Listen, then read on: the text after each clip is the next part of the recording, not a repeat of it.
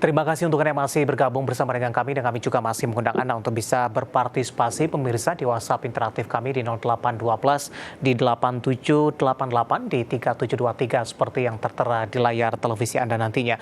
Dan langsung saja pemirsa kita akan coba lihat saham-saham pilihan yang direkomendasikan terutama dalam menghadapi perdagangan di esok hari jelang libur akhir pekan.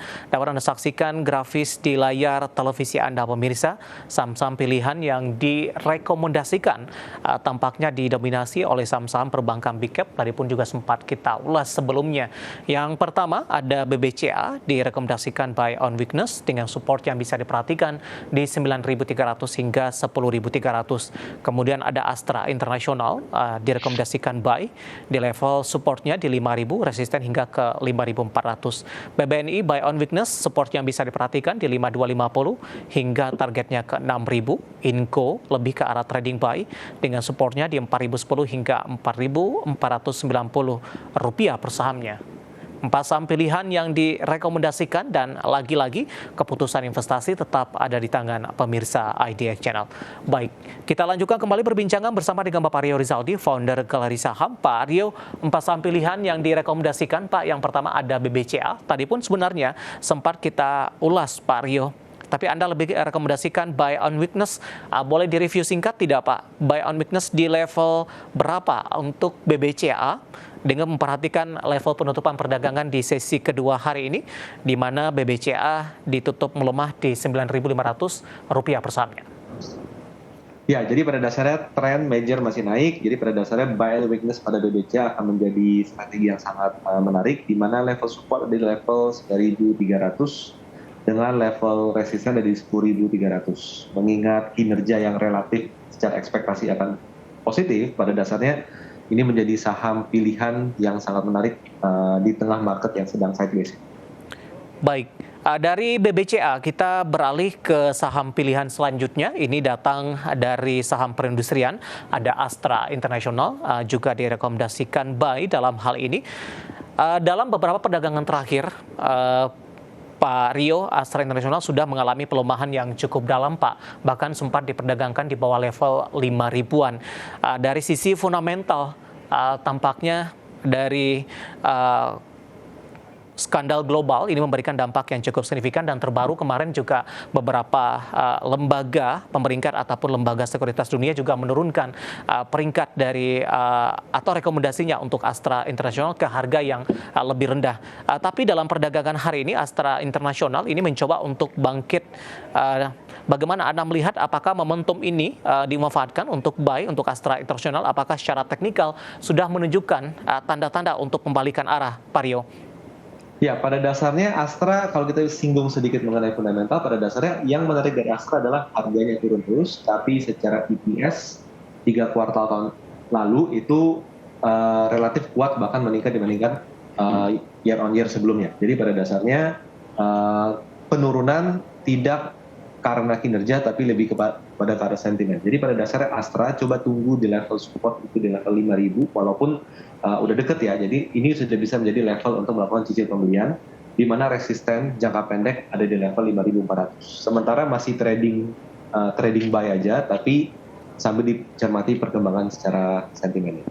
Baik Pak Rio, kebetulan ada pertanyaan masuk di WhatsApp interaktif kami, kita akan coba sapa. Ada Bapak Andrew dari Tangerang Selatan. Nyangkutnya cukup jauh Pak untuk Astra International di level 5.700-an. Pertanyaannya adalah di cut loss atau di hold saja, atau ada rekomendasi untuk averaging down? Pada dasarnya dengan posisi yang sudah berada di support, jangan dijual dulu karena ada tendensi untuk mengalami technical rebound. Tapi coba dipantau aja di mana resisten Astra itu kan di 5.400. Jadi kalau 5.400 ternyata cukup berat untuk dilampaui, maka mau nggak mau sell on strength bisa menjadi pilihan sementara waktu hingga tren Astra sudah benar-benar positif kembali. Baik. Walaupun lebih rendah dari harga pembelian. Oke, ingin buyback kembali, nunggu di 5.000 atau di 4.900-an, Pak Rio? Pada dasarnya dari 5.000 hingga 4.900 itu bisa menjadi area untuk buy and weakness. Baik, analisis saham pilihan kedua ada Astra International dan sekaligus menjawab pertanyaan Bapak Andrew dari Tangerang Selatan. Kita beralih ke saham pilihan ketiga, masih datang dari perbankan big cap BBNI, tadi pun juga sempat kita ulas. Review singkat saja, Pak Rio, untuk BBNI buy on weakness di level berapa? Ya, BBNI buy and weakness di 5.250-an, di mana resisten ada di 6.000. Big picture masih sangat positif, jadi buy and weakness sangat di sana.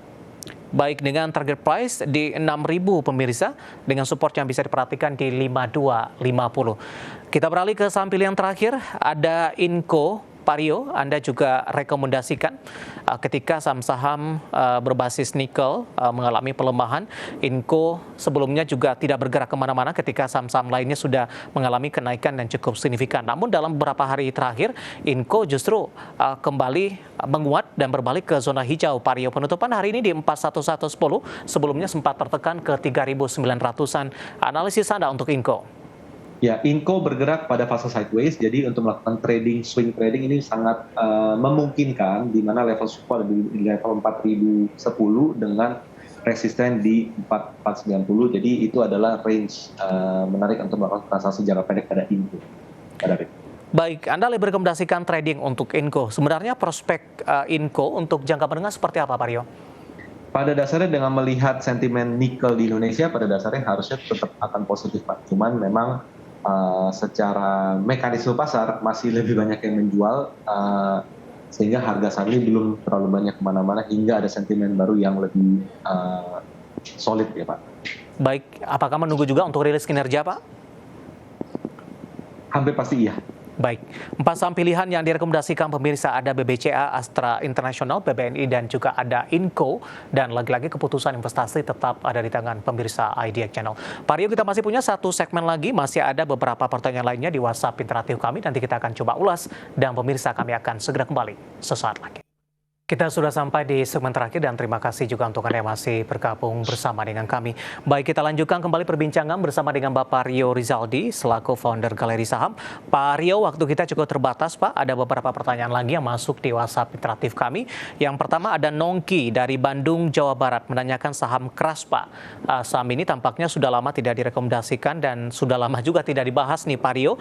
Pertanyaannya adalah direkomendasikan tidak untuk masuk kepada saham keras, stop loss berapa, target price berapa, dan entry level di berapa kalau memang direkomendasikan untuk keras?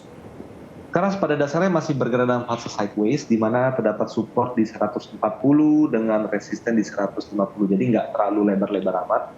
Jadi sebenarnya secara tren tidak untuk agresif di saham ini, jadi tapi itu adalah level pembelian range untuk pada saham keras 140 hingga 150 Pak. Baik, tapi tadi range-nya tidak terlalu lebar begitu Pak, artinya potensi profit juga minim di sini? Iya, minim Pak. Oke, jawaban untuk Nongki dari Bandung, Jawa Barat. Dan lagi-lagi keputusan investasi tetap ada di tangan pemirsa IGX Channel. Selanjutnya ada Ibu Liana dari Surabaya menanyakan emiten pendatang baru untuk NICE Pak, NICE. Tolong analisisnya. Hari ini NICE mengalami penguatan yang cukup signifikan. Fluktuasinya pasca melakukan IPO juga cukup tinggi ini. Apakah sudah tergambar dari sisi teknikal dan rekomendasinya seperti apa untuk NICE, Pak Rio? Pada dasarnya belum begitu tergambar dari sisi teknikal, tapi dari data yang ada pada dasarnya terdapat support di level 490, resisten di 790, jadi cukup sangat amat lebar. Membeli di level sekarang cukup tanggung karena 50-50 antara naik ataupun turun, jadi pada dasarnya sebaiknya jangan hajar kanan, intinya jangan seperti itu, tapi buying weakness di 490, tapi kalau di bawah 490 pada dasarnya lebih baik tidak punya posisi sama sekali. Baik, selanjutnya saya akan coba cek pertanyaan yang masuk dari Bapak John, tidak menyebutkan lokasi di mana, menanyakan Antam, Pak Rio.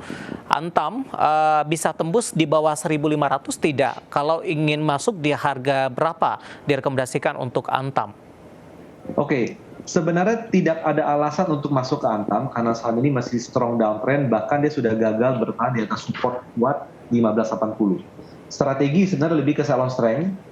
Jika harga mencapai 1.600, lakukan sell on strength untuk menghindari penurunan lebih lanjut, karena pada dasarnya saham ini sedang berada dalam fase tren turun, bahkan 1.500 bisa jadi ada potensi untuk dicapai dengan tren yang ada sekarang ini, Pak. Baik, belum direkomendasikan begitu ya, Pak? Belum. Oke, masih dalam tren turun dan profil resikonya juga cukup tinggi. Baik, kita beralih ke pertanyaan selanjutnya. Kali ini tidak menyebutkan nama dan lokasi, menanyakan saham BRIS, Pak. Baru ingin masuk, potensi penguatan masih akan terus berlanjut tidak untuk BRIS dan target resisten selanjutnya? Oke, pada dasarnya BRIS saat ini kenaikan tertahan area resisten 2150, koreksinya adalah koreksi wajar. Kalau melihat kondisi pergerakan yang ada, ingin membeli pertama kali, maka coba usahakan di area 2000, di mana area 2000 biasanya menjadi area support psikologis dan tidak begitu jauh dari level support sebelumnya di 1922. Jadi area 2000 bisa jadi area buying weakness untuk BRIS. Ada terkait ekspektasi juga tidak Pak Rio, BRIS juga akan mencatatkan kinerja positif untuk 2023. Penguatannya di sepanjang Januari juga sudah cukup signifikan. Betul, bisa jadi seperti itu, tapi pada akhirnya kita harus menunggu laporan keuangan. Pada dasarnya, market akan bergerak lebih dahulu daripada daripada laporan keuangan. Selanjutnya ada Bapak Hendri dari Jakarta. Pak Rio menanyakan saham Goto, Pak, ingin masuk, direkomendasikan tidak? Peluang untuk balik ke atas level 90-an kembali? Oke, Goto saat ini sangat alot, jadi terdapat support kuat.